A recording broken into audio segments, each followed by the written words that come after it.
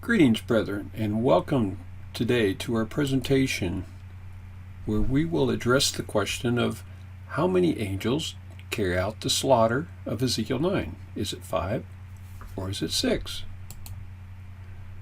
We'll have a closer study where we will address the question of, are there two separations involving Ezekiel 9, as some are claiming?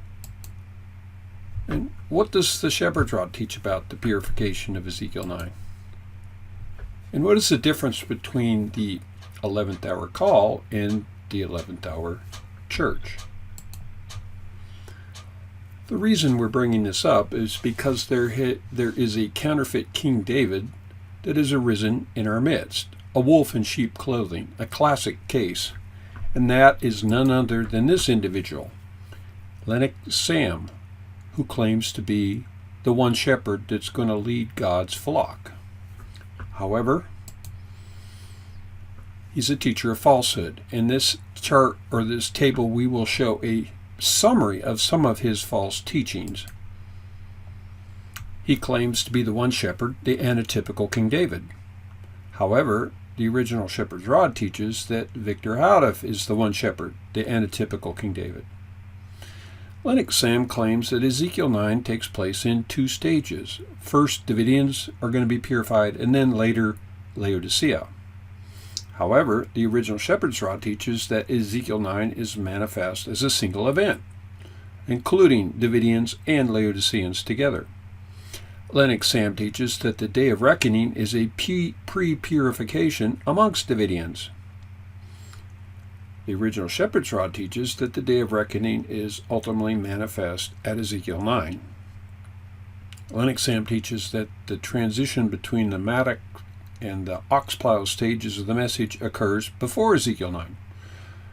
However, the original Shepherd's Rod teaches that the transition between the mattock and ox plow stages occurs after Ezekiel 9. Well, how are we going to decide who's right and who's wrong? Well, we each individually have to investigate for ourselves. So today we're going to focus in on the event of Ezekiel 9 and how many angels take place in this purification. So our text for meditation will read, "Now the only safe and sane procedure is to read closely every page of the solemn message contained herein. Let not a line escape your attention. Study every word carefully and prayerfully. Be an earnest and diligent student of the truth. Prove all things. Hold fast that which is good." 1 Thessalonians 5:21. As the record shows, the Bereans made a thorough and unbiased investigation of the messages which came to them, that they might know whether those things were so.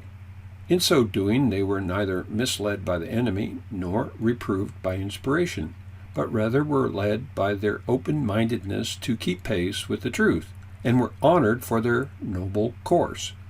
But the priests, whom God had previously made recipients of the word, upon learning that the common people were hearing the truth gladly, came and confused them. For this, those dignitaries were condemned, and all who heed to their voice rather than to the then unpopular one were thus misled. Track number 4, page 7. So, brethren, we have to realize that this is directly applicable today, that we have priesthood or priest class that are going around trying to confuse the people and not encouraging them to investigate for themselves, and they're bringing in all kinds of winds of doctrine. So we're going to be careful and let not a line escape our attention and study every word for ourselves, prayerfully and carefully. So the question becomes, how many angels actually do the slaughter of Ezekiel 9? Well, Lennox Sam's people try to point out that there's two different slaughters because there's different numbers of angels. Track number 3, page 71 says there's 6 angels. On the other hand, there are 5 angels mentioned in Shepherd's Rod Volume 1, page 38, Shepherd's Rod Volume 2, page 182, and Timely Greetings, Volume 1, number 52, page 21. Well, brethren, let us look at each of those references and see what they say for themselves. Taking no man's say-so. So, what about the 6 angels? Well, we'll read 3 Tract 71. It says, the reason that the church is figuratively not Babylon is that it is called Jerusalem, Ezekiel 9, 4, and 8. And from among the good therein, the wicked, the tares, are destroyed, taken out by the 6 men with the slaughter weapons, Ezekiel 9, verses 6 to 9.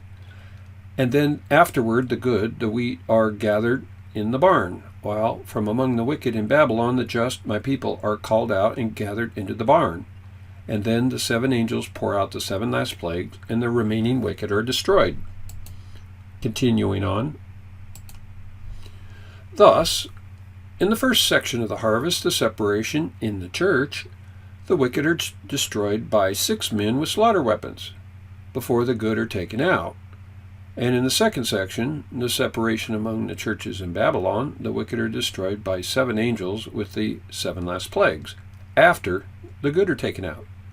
There are therefore 2 separations and 2 fruits. The former gives the first fruits, the 144,000, who are not defiled with women. That is, they are those whom the sealing message finds in the church of God, not in the heathen churches. And the second gives the second fruits, the great multitude from all nations, some of whom also may be undefiled with women, heathen churches. So clearly here we see 6 angels carrying out the slaughter in 2 sections. First, in the Seventh-day Adventist Church, from which the first fruits of the 144,000 emerge. So that's pretty plain. 6 angels carry out the slaughter, and in the Seventh-day Adventist Church. But what about the 5 men that follow the one? Shepherd's Rod, Volume 1, page 38. It reads, the men with the slaughter weapons must immediately follow the one with the writer's inkhorn. God must separate his people. If the marking is to be of any value, and except the separation takes place, the outpouring of the Holy Spirit cannot fall in its fullness upon the people of God. It is clear that the shaking must take place before the loud cry.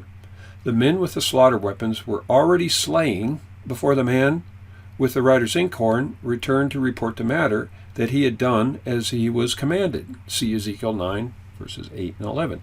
So we see here the further work of the 5 angels doing the slaughter, but the one with the writer's inkhorn doing the marking. Okay, so there's still 6 angels involved. So let's look more.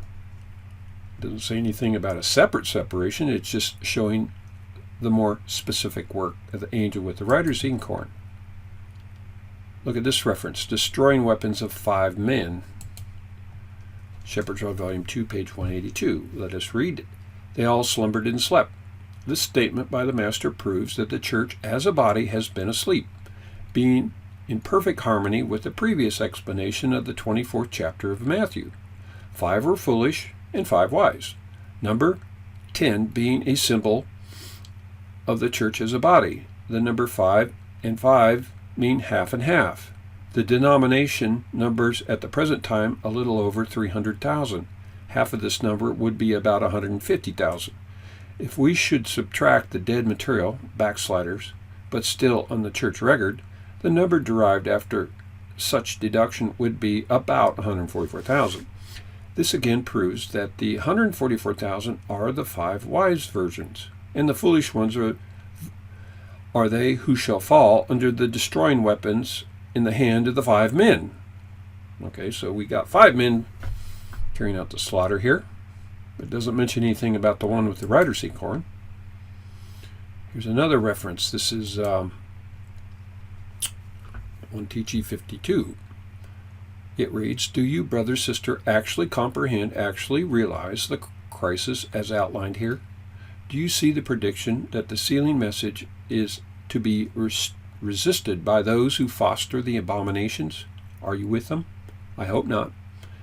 Is there any question that if the brethren are left ignorant of this cleansing work that God is about to do among his people, I say, if they be left ignorant of it, will they not fall in the general destruction of the wicked, represented by the work of the 5 men bearing slaughter weapons? Obviously, all the sinners in the church will perish in the slaughter of the wicked, be they men, women, or children. Parents who continue to serve the devil will have their little ones with them in hell, and parents who break away from abominations will have their little ones with them in the kingdom. Where do you stand? Are you with those who have the burden of this work, or are you against them? This, you see, is the decisive hour for you, for me. Time and Greetings, Volume 1, number 52, page 21. So we see the work here represented by 5 men bearing slaughter weapons. So what happened to the 6th one? We've got to analyze this more. Let's look at the time frame between the marking and the slaying. In this reference in tract number 1, page 38, it reads, "After the signing crying ones were marked," which is not to be understood as being consummated in its entirety worldwide before the slaying follows anywhere, the slaughter completed and the matter reported, the Lord spake unto the man clothed with linen, and said, Go in between the wheels, even under the cherub, and fill thy hand with coals of fire from between the cherubims, and scatter them over the city. Ezekiel 10:2. So we see here that the marking and the slaying go together hand in hand. They occur simultaneously. The one with the writer's inkhorn will mark, while the other 5 are slaying. So they're both doing 2 different jobs in the same time period. But the question becomes, what happens after the one is finished marking? What does he do while the others are slaying? Think about it. Well, this whole thing takes place during the half hour of silence. And let's look at this reference in 2 Shepherd's Rod, page 217. Thus the silence of half an hour points forward to this great event for the Church of God. Its fulfillment would bring us to the time of the harvest, or, as it is called, the loud cry of the 3rd angel's message of Revelation 18, the last message for the world. Thus, while the 5 men with the slaughter weapons are taking away those represented by the tares within the church, there will be silence in heaven for about a half an hour, 7 days, after which the judgment will commence again for those who shall be sealed in the time of the great harvest, which is the end of the world. Jesus said, Let both grow together until the harvest. And in the time of the harvest I will say to the reapers, Gather ye together first the tares, and bind them in bundles to burn them, but gather the wheat into my barn, the church. Matthew 13, verse 30. So once again, the half-hour silence takes place over about 7 days, in which the church is purified, represented by the work of the 5 men with slaughter weapons. So what about the other man with the writer's inkhorn? We got to know what he's doing. Here's another reference on the half-hour silence. Tract number 5, page 67, it reads, The truth, therefore, is trouble-free. Between the judgment of the dead and the judgment of the living stands the half-hour of silence, the time absorbed in bringing the first judicial session to a close and in preparing for the second session. Okay, that's pretty clear here. So what we have here is 2 sections of purification throughout the entire Seventh-day Adventist Church. Bear in mind that the original Shepherd's Rod interpreted Ezekiel chapter 9 as the purification of the whole entire Seventh-day Adventist Church worldwide, which includes Davidians. We are not separate from the Seventh-day Adventist Church. We're still under the umbrella, the organizational structure of Saul, the Ninth Hour Church. Davidians are only an association of believers under the umbrella of the Seventh-day Adventist Church organizational structure, and that won't change until after God removes the ancient man and carries out the purification, and the 144,000 emerge. What most Davidians fail to realize that the only legitimate general association of Davidian Seventh-day Adventists was under the direction of the prophet, Brother Houda, from 1943 to 1955. After he died, there's no more instruction to start up another GADSTA. It's nowhere in the Shepherd's Rod. So this movement under Brother Houda was not an independent church. And therefore, scattered Davidian groups today do not constitute a separate church. They are still under the umbrella of the Ninth Hour Church, the Seventh-day Adventist General Conference. So what about the 5 angels and the one with the writer's inkhorn? Okay, there's 6 total. Well, the scripture says that 5 angels of God smite the ancient men first inside the altar of the Seventh-day Adventist Church. We know judgment first begins at the house of God, and that's with the ancient men. The 5 angels smite the city being Jerusalem, being the ancient men, the general conference of the Seventh-day Adventists. Look at Ezekiel chapter 9, verses 5 and 6. So 5 angels, the destroying weapons in the hand of the 5 angels, okay? That's 2 SR 182. We read that earlier.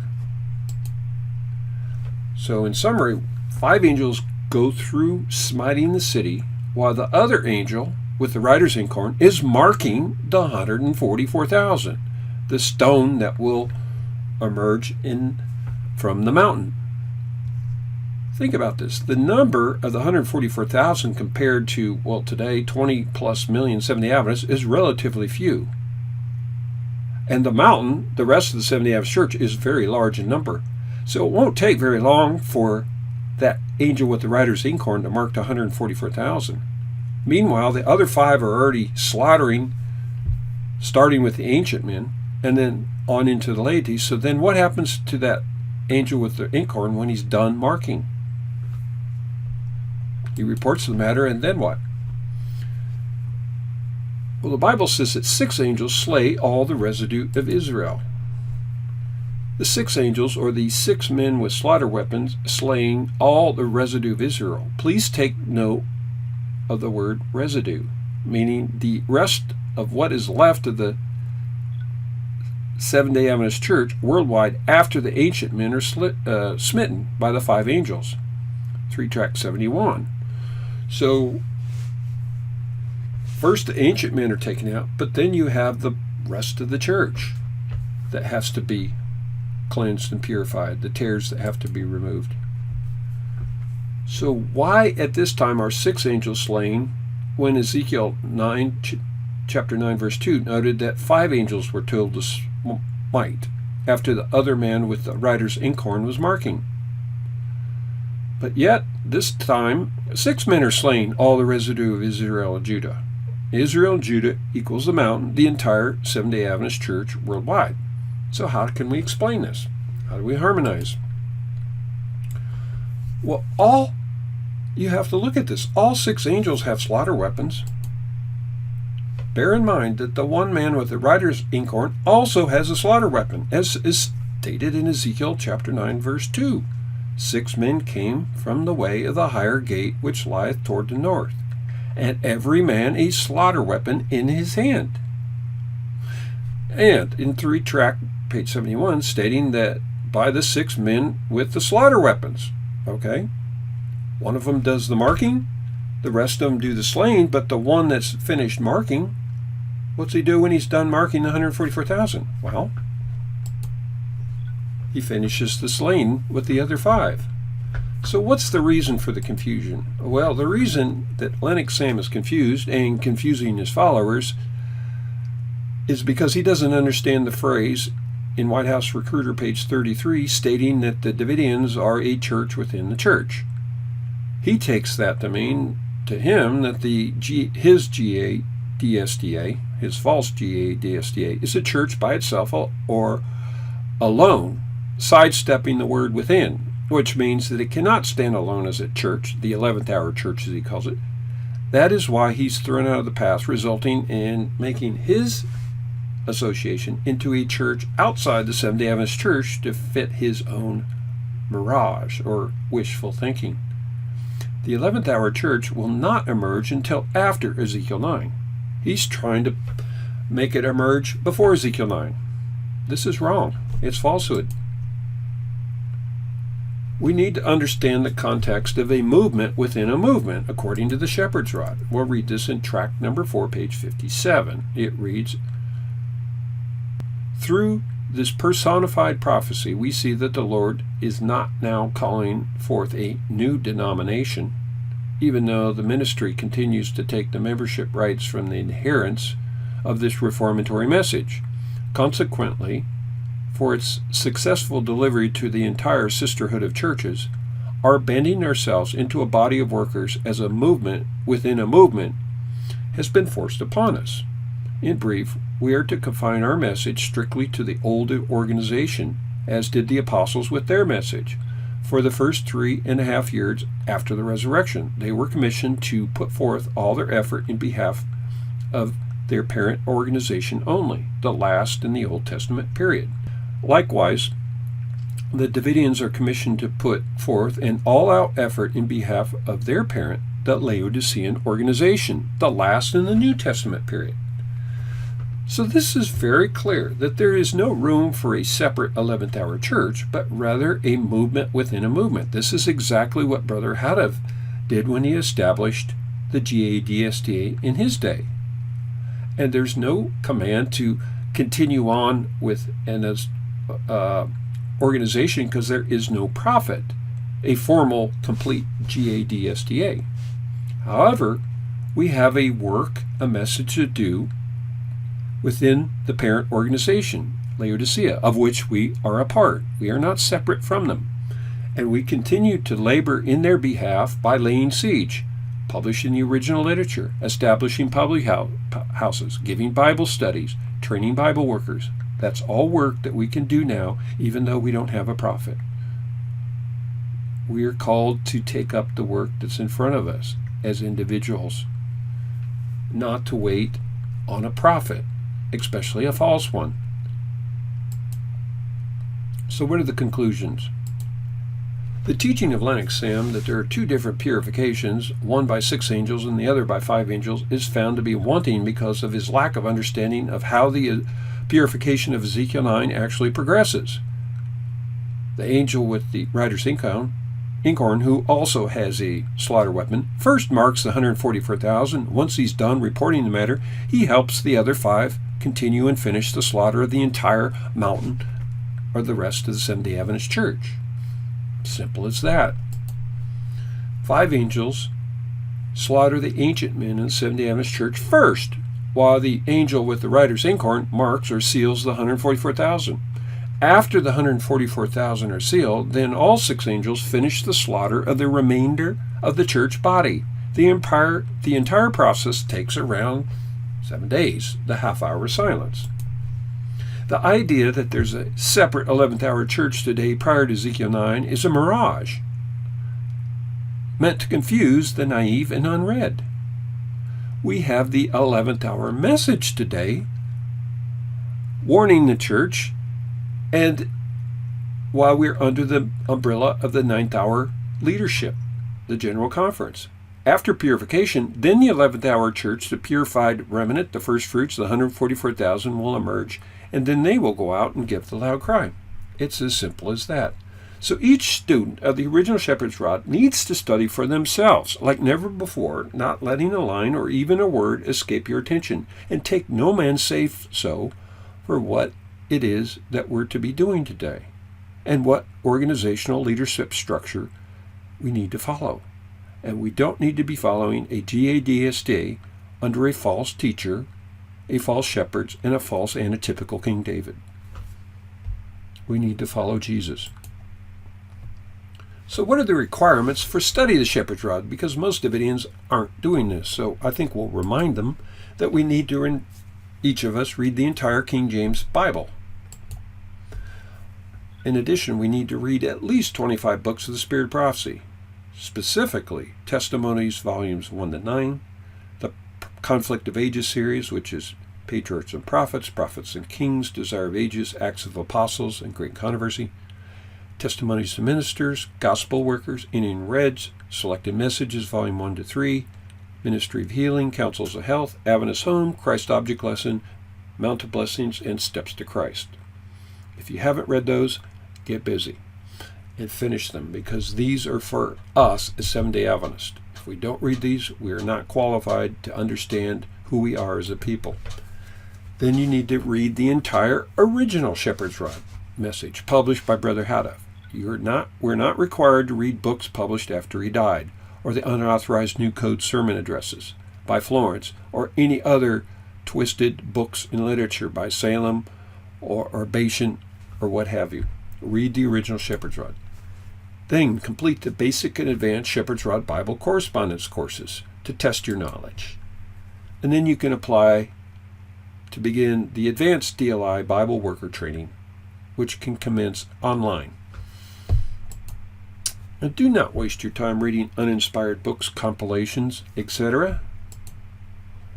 And study with friends of the original Shepherd's Rod message, and avoid wasting time chatting on Facebook, WhatsApp, or listening to brainwashing sermons by Lennox Sam that go on and on and on and are meant to confuse and lead you into the ditch of perdition. Study for yourself, that a workman that needeth not be ashamed, rightly dividing the word of truth. This concludes our presentation today. If you have any further questions, comments on the subject, please subscribe to this YouTube channel for future updates on these subjects of interest to us that follow the original Shepherd's Rod message. You can request copies of the original Shepherd's Rod tract literature if you don't have it, or any of our PowerPoint presentations for your own study and use.